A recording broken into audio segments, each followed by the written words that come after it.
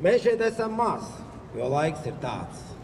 Bet aiz katra no mums stāv citi cilvēki, un mums ir konkrēts priekšlikums Rīgas domniekiem par alternatīvu Lucavas salas izmantošanu. Un šodien šeit mēs esam atnākuši ar atklātu vēstuli, ko mēs iesniegsim valsts prezidentam un arī Rīgas domei, kā arī vēlāk Saimai par mūsu nodomu. Lucavas sala ir Rīgas sirds, vairāk kā 103 hektāri, un tajā savu mājvietu ir atraduši daudz ģimenes, un es personīgi biju tur un runāju ar daudzām no tām. Es runāju ar šiem cilvēkiem un sajūtu, cik viņiem ir svarīga šī zeme, cik viņiem ir svarīgi šie 4 vai 500 kvadrātmetru mazā ģimenes dārziņa. Un viņi nemēloja, un viņi netēloja. Jo tie ir tie cilvēki, kam citam pietrūkst gan līdzekļi, gan laika, un viņi tur atrod savu mierinājumu un spēku. Tālāk, ka zeme dod mums spēku un enerģiju, tālāk, ka zeme ir mūsu saknes, un tad brīdī, kad cilvēks ar melnām rokām un aiz nagiem viņam ir melna zeme, skatās uz to, ko viņš ir izaudzējis, tad tas prieks, kas viņu pārpilda, nav ne ar ko savienojams.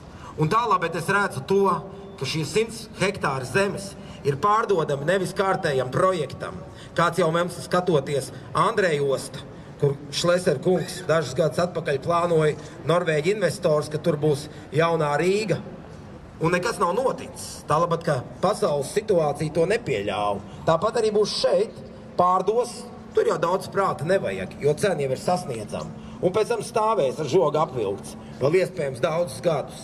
Kamēr mūsu piedāvājums, ko mēs esam nolēmuši izteikt Rīgas domē, ir pavisam konkrēts un ātri realizējams. Un proti šāds. Šos 100 hektārus mēs sadalām pa 400 kvadrātmetru ģimenes dārziņos, atstājot 10%, respektīvi 10 hektārus servitūtiem un ceļiem. Mums sanāk ap 2000 mazo ģimenes dārziņu. Mēs atrodam budžetē tādu naudu, lai varētu uzbūvēt katrā no šiem laukumiņiem mazāku. Tas ir 25 hektāri, 25 kvadrātmetri, kur nav vajadzīgi pamati. Un mēs piedāvājam šos dārziņus rīdziniekiem. Un es domāju, ka atradīsies 2000 ģimenes, kas vēlēsies iegūt uz 25 gadiem šādu dārziņu savā lietošanā. Jo tas periods ir pietiekoši liels, lai cilvēks redzētu, kā viņa stādītās ābelītes izaug un nes augļus.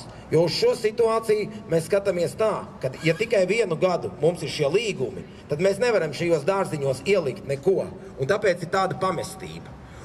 Un runājot pret to, kāds ir Rīgas domas galvenais arguments, ka tur ir postaža nolaistība un bezpajumtnieku mājokļi, tad es varu pateikt tā, ka galvenais iemesls tam ir tas, ka tur ir līgumi tikai uz 1 gadu, jo cilvēks nejūtās droši. Un katreiz viņš iet ar trīcošu roku un izstieptu roku un gaida, vai viņam pagarinās šo līgumu vai nepagarinās.